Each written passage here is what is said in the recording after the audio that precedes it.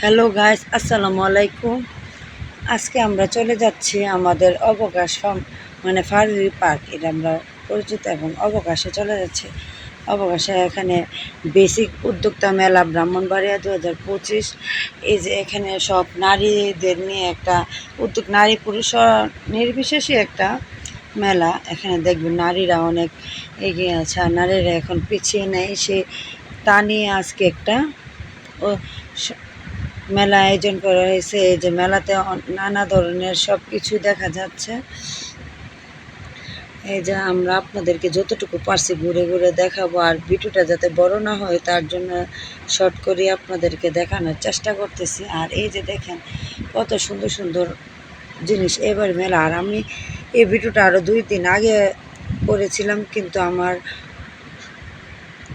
একটু মোবাইলের সমস্যার কারণে এই ভিডিওটা আমার একটু দিতে লেট হয়ে গেছে।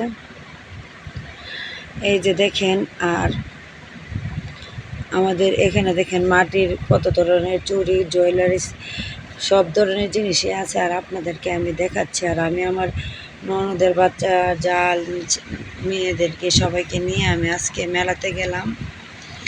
এই যে দেখেন সবাই মেলাতে ঘুরতেছে, আর সব নারীরাই এখানে, বেশিরভাগ নারীরাই এখানে দোকান দিচ্ছে। তারা বুঝিয়ে দিচ্ছে যে নারীরা এখন এগিয়ে আছে। এই যে দেখেন এখানে একটা আন্টি একটা দোকান দিয়েছে, স্টল। আর এই যে দেখেন এই অসহায় মহিলা, সেও একটা দোকান দিয়ে বসে আছে। আর এই যে দেখেন কত কিছু, অনেক নানা রং বেরঙের জিনিসপত্র পাওয়া যায় আমাদের এই মেলাতে। আর ব্রাহ্মণবাড়িয়া না আসলে বুঝতে পারবেন না আমাদের ব্রাহ্মণবাড়িয়ার মেলাগুলো এত সুন্দর, মানে অল্পতেই অনেক সুন্দর। আর এই যে ভাইয়া এখানে গান গাচ্ছে, আর সবাই মনোযোগ সহকারে গান শুনতেছে। আমি ভাইয়ের গানটা একটু অল্প একটু শেয়ার করব অন্য একটা ভিডিওর মধ্যে।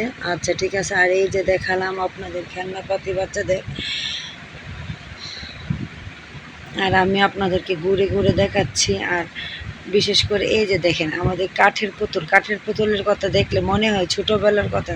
ছোটোবেলায় যখন মেলাতে যেতাম তখন এই কাঠের পুতুল যদি না কিনতাম, মনে হতো যে মেলা থেকে যেন কী জেনে না নিয়ে চলে আসলাম। এই যে দেখেন এই যে এই কাঠের পুতুলগুলো দেখে মনে হলো ছেলেবেলার কথা। আর অন্য সব যে জিনিসপত্র আছে এগুলো সচরাচর ধরেন পাওয়া যায় মার্কেটে, এখানে অ্যাভেলেবেলই আছে, কিন্তু এগুলো দেখলে মনে হয় যেন মেলাতে আসা হলো। আর এই যে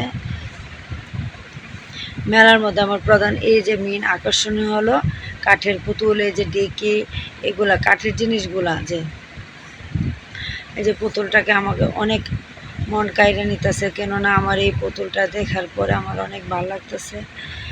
আমরা আগে অনেক কিনতাম পুতুলগুলো।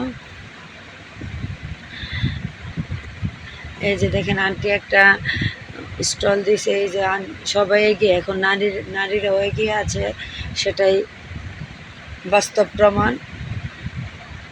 আর এই যে দেখেন ফুলের দোকানটা দেখতে অনেক সুন্দর। এই যে এক কথা বলা যায় এই ফুলের দোকান ধরেন সচরাচর মার্কেটে যায়। এই যে কাঠের জিনিসগুলো বেশিরভাগ ধরেন মার্কেটে তেমন কম অ্যাভেলেবেল না। আর দেখেন কত সুন্দর লাগতেছে ফুলের এটা। আর এই যে আমি আপনাদেরকে ঘুরে ঘুরে দেখাচ্ছি। এই যে ঘোরার মধ্যে যারা উঠতে চান তারা অবকাশে চলে আসবেন। ভাইয়া প্রায় সবসময়ই এখানেই বেশিরভাগ থাকে।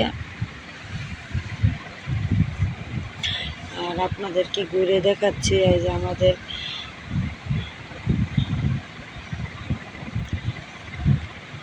আর বয়েস্টন সমস্যা হলে আপনাদের আমি ক্ষমা চাচ্ছি, কেননা আমি তো আর গুছিয়ে গেছে তেমন কথা বলতেছি না, আমি যাই তাই দিয়ে কথা বলার চেষ্টা করতেছি। এই যে দেখেন একটা আন্টি ফুচকার দোকান দিয়েছে, সে একটু লজ্জা বোধ করে নাই যে আমি কেন ফুচকার দোকান দেবো বা সে বিষয়, এটা কোনো লজ্জার বিষয় না, এটা সচেতনতার একটা দৃষ্টিভঙ্গি। আর এই যে দেখেন এখানে বিভিন্ন রাইটারগুলো আছে। আর এইখানে দেখেন এই ভাইয়াটা হালিম রান্না করতেছে, তার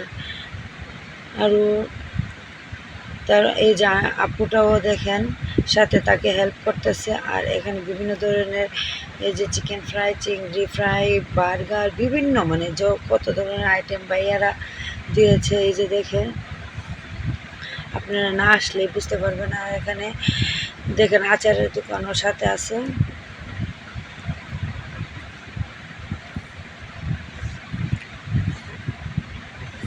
আর আপনারা আমাদের জন্য দোয়া করবেন, আমাদের চ্যানেলটা যেন একটু তাড়াতাড়ি গ্রো করে। আর আমি সবার আমার পাশে থাকবেন, আমাদের চ্যানেলটা যেন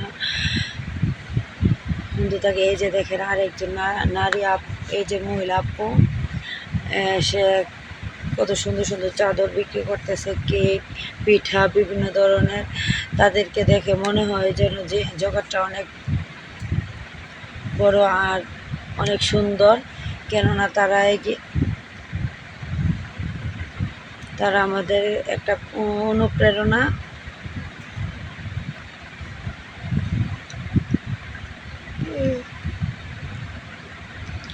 এই যে আপু, এই আপুর পানিপুরিটা অনেক মজা। এই আপুটাকে আপনারা সমবায় মার্কেটের সামনেও পাবেন, আবার অবকাশও আসলে পাবেন। এই যে এটা হচ্ছে তিতাস মণিপুরি। এই যে শুধু পানিপুরি এখানে দেওয়া হয়।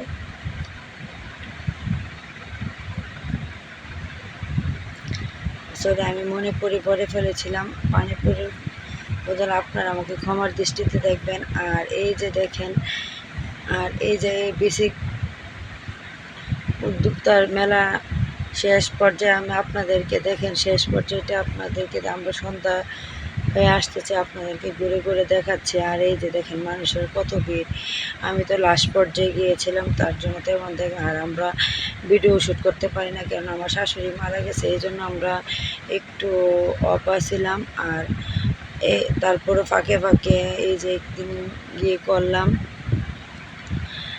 আর ক্ষমা করবেন।